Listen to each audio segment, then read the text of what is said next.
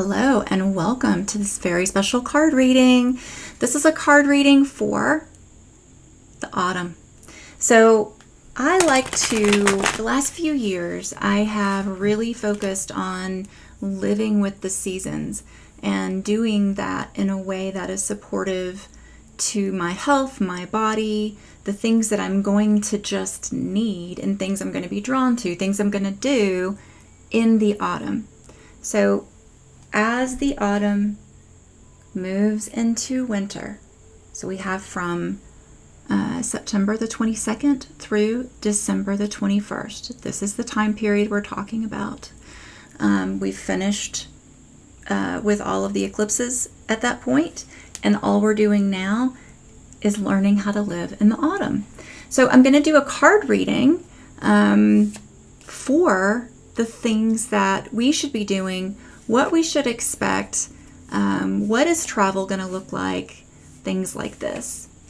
During this season, there's more wind, right? There's more in the northern hemisphere. We are going autumn to winter. And rather than in the southern hemisphere, spring into summer. So the information will be different if you're in the southern hemisphere. But for those of us in the northern hemisphere, there's a lot of dryness. There's a lot of movement. It's a time for storms, hurricanes, thunderstorms. There's a lot of rain sometimes, and then dryness. And so one of the things that we can start with is we want to start cooking things that will be in alignment with that. And so I always like to talk to people whenever I'm counseling or whatever about food, because food can be such a beautiful integration into trying to live in the seasons. So you want to have things that are like stews and soups and dips, things that are a little bit wet or a lot, and also root vegetables, warming spices, things that will ground you. Because the theme for autumn is grounding. That means more mindfulness. That means more stillness. That means planning, evaluating, really getting into setting yourself up for winter, which is an inward time. So let's see what the cards say. We want to know in particular about just sort of the way that the autumn is going to feel. And we will ask more questions as we get going. All right, so the main themes for the season are Page of Cups and the Four of Wands.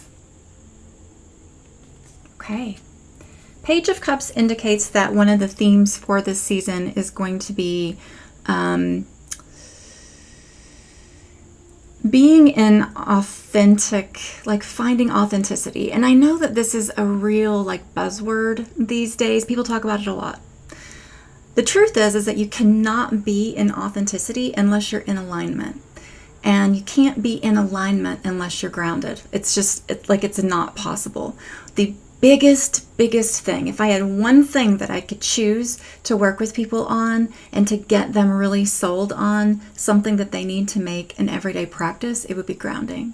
This is like making sure you're doing a breathing practice, a meditation practice, that you're writing, that you're eating healthy food, that you're drinking enough water, that you're getting enough rest, that you are taking baths, that you are you're doing things to stabilize yourself, and you're doing things to feel here and present. That means less technology. It means less running and trying to make sure that we get all the things done. It's like, no, that is not what keeps us grounded. That is the opposite of keeping us grounded. So consider the things that help you feel grounded the things that maybe you have always wanted to try yoga. This is a great time to start doing yoga. Maybe you have always wanted to start a breathwork practice. This is a great time to start a breathwork practice. This is a great time to start learning how to cook. It's a great time to start really trying to live in the seasons. The Four of Wands is about balance and sort of cleaning up karma. So as you create these ways, these things that will help you ground, what you're doing is you're cleaning up these places that you haven't cleaned up before in your life. You're saying, I don't want to have to repeat this lesson, so I'm just going to go ahead and make sure that I learn how to do this breath work so that I can stay grounded when X, Y, and Z might happen. It's taking care of yourself in a way that means not repeating lessons.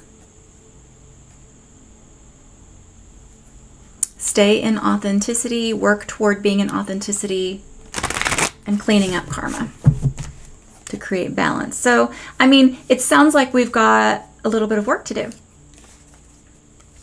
All right, so I want to know about how I can support myself. How can we support ourselves during this season? All right, so, okay, I love it. It's beautiful. So we start with tending to our heart. We start with going inward and looking at our heart and finding the places that hurt. I mean, that's like the easiest way to start, truly. Find the things that hurt. What hurts? What's still in there that you haven't cleaned up yet? What's still in there that is still giving you trouble? What's still triggering you? When somebody says the thing, why does that still hurt you? Do you know?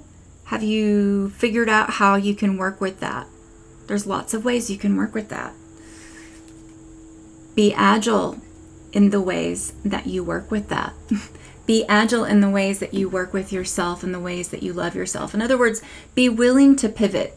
Be willing to try this, and if it doesn't work the first time, be willing to try it again. And if it doesn't work the second time, or you're not as good at it as you want to be willing to try it again. Because the only way you're going to get better at it, the only way it's going to be able to help you, is if you keep doing it. Find something you're interested in and just commit to it. Do it. And if it doesn't work after the third or fourth time, be willing to shift into something else. But be willing to try. Be willing to try new things. Reflection. Spending time in reflection. Spend time in stillness. Spend time looking at all those heart things that have been giving you trouble. Be willing to go into discovery in whatever way that is. And do so with a feeling or a vibe of awe and fun. And I'm doing this for me, and I'm so excited to get started. Whatever it is that's going to really, really get you to be the fool and to be willing and open-hearted enough to take care of yourself differently and better, that's what you need to do, right? We already know that we need to be grounded. We already know that our work for this season is grounding practice. How? How can you do it?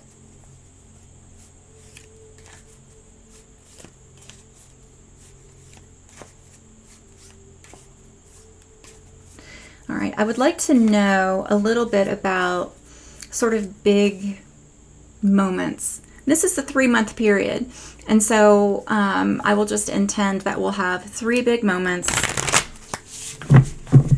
three big moments in time over the course of these 3 months. 1 and 2 and 3.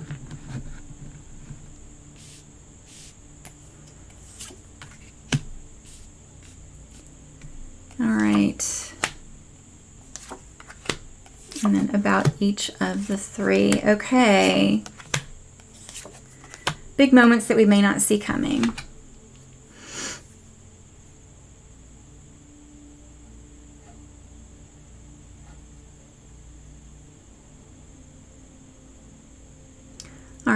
So it looks like the first big moment that we don't see coming, there's a feeling of like the winds are changing. There's a feeling of the direction that we looked before. Now, bear with me. Each of us has a different sort of guiding star or whatever, right? Like the thing that motivates you isn't necessarily the thing that motivates me and vice versa. That's okay. But we have a card that means guide, like this is the guiding force, right? This is the guide that many of us pay attention to. There's an indication that that's going to be flipped, that there's going to be some other thing that sort of pops up that seems really important. And it feels like a newer energy. This could be like a younger person. It could be somebody that comes on the scene that is a great thinker. But really what stands out about their energy is that they are willing to try things and they have a very clear idea of what they want. So what we used to look at for direction and guidance, we're probably going to be switching. Pay attention to this in your life. Like when you hear the news of whatever and realize, oh, this isn't a reliable way for me to live my life anymore. My gosh, what am I going to do? And this could be about like your job. It could be about like politics. It could be about really anything that's big and guiding in your life. When you start to feel differently, and I have a feeling that it's going to feel ungrounded, right? It's going to feel like you might feel like you've become ungrounded, or that you are like, gosh, I was not expecting to hear that at my job today about our boss. Now what are we going to do? And then it's like, well, maybe this will be a good opportunity for me to try this other thing that I've been wanting to do. You know, where it's like this idea of there's some big shift in the way that you are guided. Okay, so that's the first one. The second one,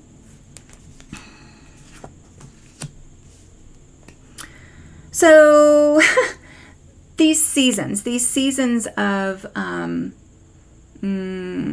fall and spring in particular, they're more movement. There's more because they're transition times. So this feels like an amplified transition time. The star is about amplifying that which you are speaking of, or that which the star is beside, or whatever. And so the cards that we drew here, that the star is amplifying, is the Tower. I stand by that the Tower can be a small tower or a big tower. It can be tons of different things, right? So we're not going to freak out. But what it does feel like is that there's a lot of energy that is change energy that will be happening during this season. A lot of change. A lot of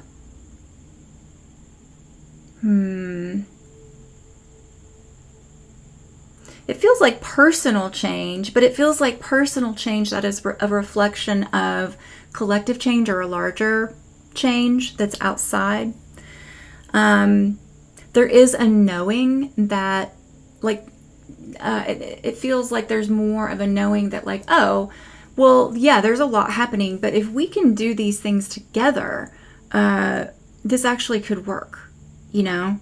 Like, oh, if the upset is the boss or the work thing, it's like, oh, you look at your favorite coworker, you know, your work wife or your work husband, and you're like, what are you going to do? And they're like, well, I'm going to apply for that thing that we've been talking about. And it's like, I'm going to do it with you. There's a feeling of let's do this together. Let's move. Do you want to try to grow an autumn garden together? Do you want to try to put up a greenhouse together? Do you want to try to get a couple of cows together? I don't know. Whatever. Like, whatever the thing is for you. But there's a feeling of a lot of shifting, a lot of changing. The star is amplifying this energy of change. The third big thing that will be happening during this eclipse season is probably having some solitary time. The Nine of Cups is like, it's solitary contentment. It's also, we're about to, to really clean up something that I've been working on for a long time that is going to make me a lot happier once I've completed it. It's like that you're sitting in that moment before it's all complete, but you're feeling like, wow, this work was really worth it. So the third big thing is that feeling of, gosh, this feels really worth it. This feels good. This work that I've done, this attention that I've paid to my food or my grounding practices, I'm making sure I'm getting massages. I'm making sure that I'm giving myself massages even. I'm making sure that I'm taking baths. Like all of the little millions of little things, thousands, hundreds, tens of little things that you do for yourself over the season is going to really pay off. You know how it's going to pay off?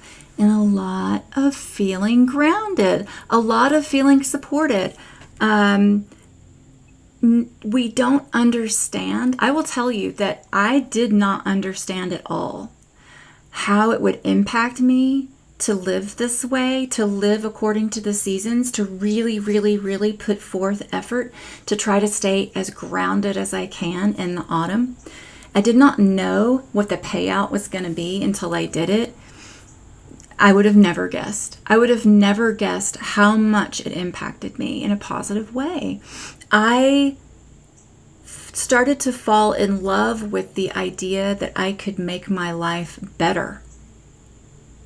Not just a belief that I could make my life better. I started to really love making my life better. I started really enjoying, like, ooh, what can I do next? Little output, but big results. What can I do? Oh, I bet if I make, let's pretend, and I actually do this a lot, a giant thing of soup every few weeks. I can freeze a bunch of it, and then I can have soup without having to cook all autumn. Man, that's a great gift I can give to myself. Future Angelyn's like, oh, thank you, past Angelyn, for having done this. Those kinds of like little things, I became sort of really, really engaged with trying to figure out what those things could be. This indicates exactly that.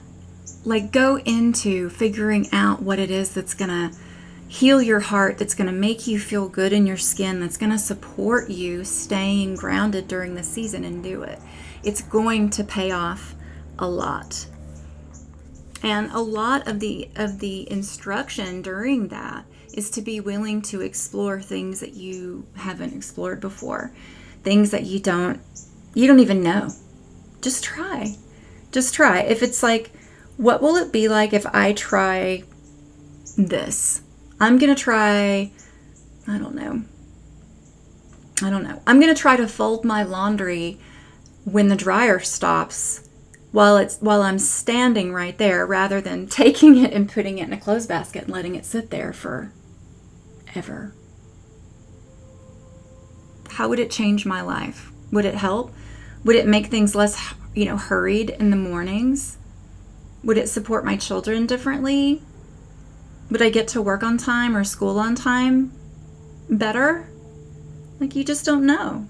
Try. Be willing to try. Remember that this season is about grounding. You want to promote warmth. You want to promote mindfulness. You want to make sure that the practices you're engaging in are helping you stay grounded.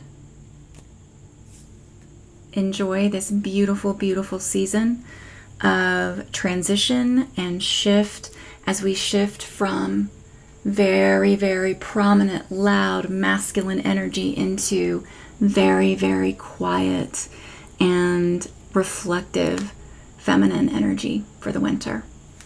I will see you very soon. Join me for my regular card readings every week if you'd like. Thanks again.